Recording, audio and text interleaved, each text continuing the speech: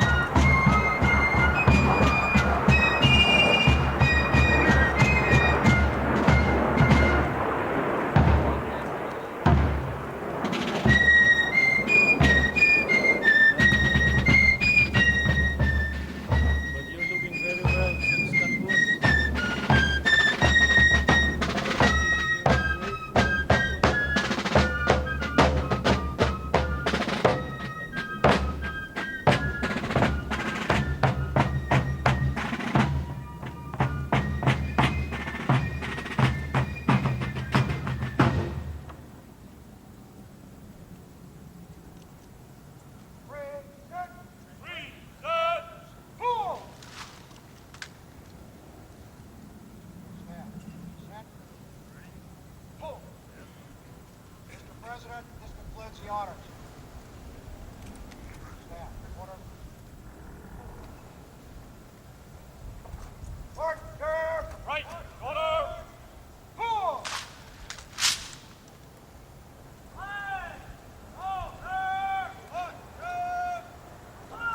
Out. Order. Halt.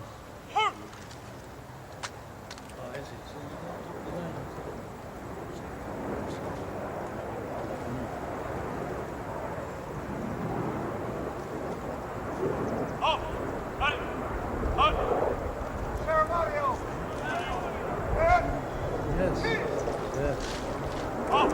Remain there. Shoot.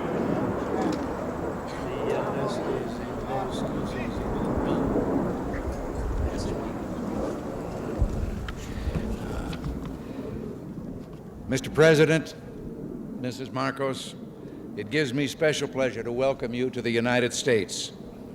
Mrs. Reagan and I have been long looking forward to returning the hospitality you showed us on our 1969 visit to your country. Our two peoples enjoy a close friendship, one forged in shared history and common ideals. In World War II, Americans and Filipinos fought side by side in the defense of freedom, a struggle in which you, Mr. President, personally fought so valiantly. The values for which we struggled, independence, liberty, democracy, justice, equality, are engraved in our constitutions and embodied in our people's aspirations. Today, our ties remain strong, benefiting each of us over the full range of our relations. Politically, we tend to view many world issues the same general way. Yours, Mr. President, is a respected voice for reason and moderation in international forums. The Philippines, with its ASEAN partners, has taken the lead in search for self-determination for the people of Kampuchea. In that vein, let me also pay tribute to you and Mrs. Marcos' personal leadership and commitment to the care of refugees in Southeast Asia. Under your direct sponsorship, the Philippines Refugee Processing Center has become a model of its kind in encouraging the development of self-sufficiency and the restoration of human dignity.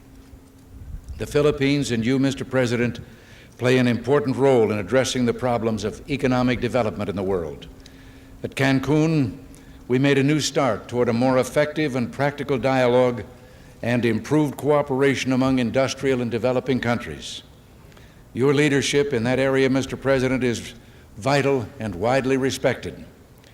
Under your leadership at home, the Philippines can boast a record of solid economic growth over the past decade, attributable in significant part to its hospitable attitude toward free enterprise and private initiative. Your country's dedication to improving the standard of living of your people is an effort in which we've been delighted to participate through bilateral and multilateral economic assistance. Your continuing interest in better nutrition has led the Philippines to achieve self-sufficiency in food grain production. You can also point with pride to the success of your rural electrification program, now bringing benefits to an increasing number of remote regions. And I find it a matter of personal satisfaction that your country and my home state of California are both pioneers in developing geothermal power to replace expensive energy imports. The United States remains the Philippines' leading trading partner, and American firms are the largest foreign investors in your country, reflecting their confidence in your progress and prospects for economic growth. We have welcomed the growing two-way trade between our nations and have been pleased that we've been able to keep our markets for the products of your growing manufacturing and industrial sector the most open of any country in the industrialized world. America considers itself especially fortunate to have nearly 1 million persons of Filipino heritage now residing in our country. They bring with them their energy and their talents, and they contribute enormously to the rich diversity of American society. Similarly, thousands of Americans, enchanted by the beauty of your nation and by its people, have chosen to live in the Philippines. Our security relationship is an essential element in maintaining peace in the region and is so recognized. This relationship, one of several we have in the Western Pacific, threatens no one but contributes to the shield behind which the whole region can develop socially and economically. Mr. President, under your leadership, the Philippines stands as a recognized force for peace and security in Southeast Asia through its bilateral efforts and through its role in ASEAN, which is the focus of our regional policies in Southeast Asia. Mr. President, Mrs. Marcos, the United States deeply values its close friendship and alliance with the Philippines. We seek to use this visit to further strengthen our ties with your country. Nancy and I are personally delighted that you're here, and we say welcome to the United States, welcome to our national home.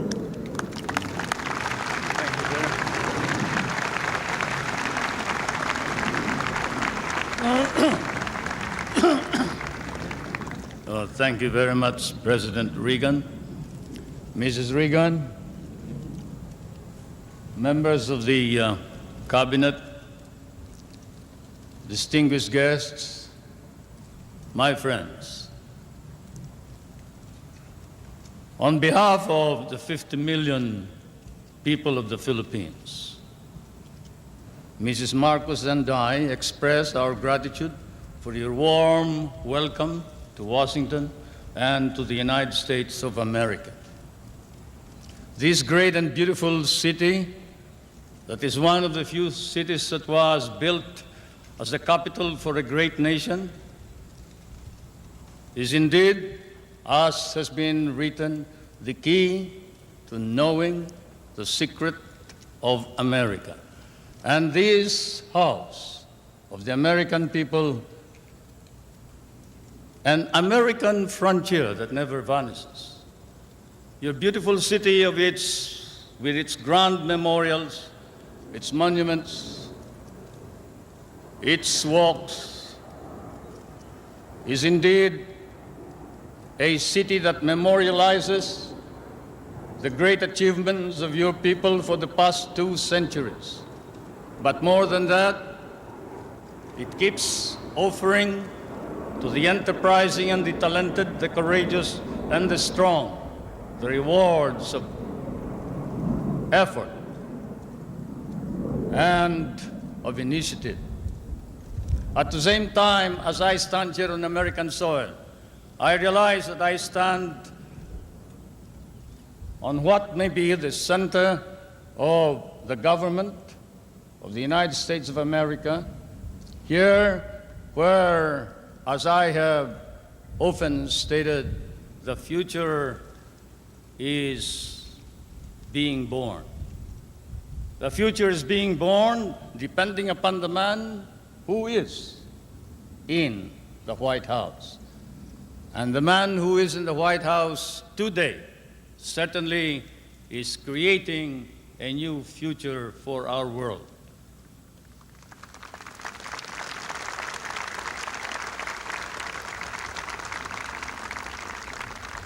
For Mr. President, I come from that part of the world wherein the poorest of the world's population live. I come from that part of the world that cherishes an image of America with its ideals, its dreams, its illusions. I come from the Philippines, a part of Asia, which has been molded along the principles of American democracy. We learn to love these ideals and principles, and we lost 1 million of our people fighting for them in the last war. We have always stood by these ideals. We shall continue to do so, whatever may be the cost, at the risk of our fortunes, our lives, but more important of all, our honor. We stand for the ideals of democracy that is our legacy from the United States of America.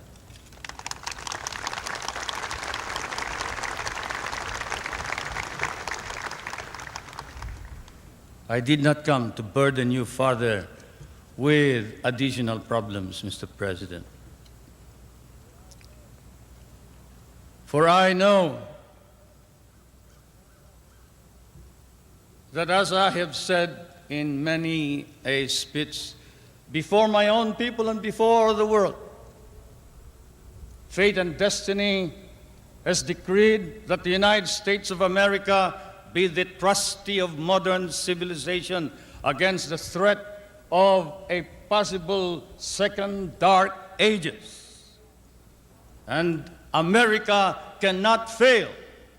And therefore, we, the Filipino people, come and bring to you a prayer that God and His divine providence may grant you guidance, strengthen both your heart and hand, so that that hand may be strong on the lever of power and save our humanity.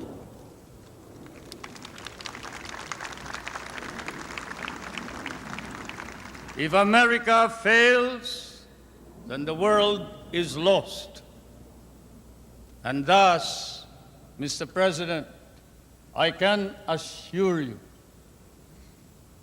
that throughout all of Asia, there is nothing but a reservoir of goodwill for you, the American people, and the United States of America. Once again, may I say thank you for your warm welcome and your hospitality, which I know we will never be able to reciprocate. Thank you.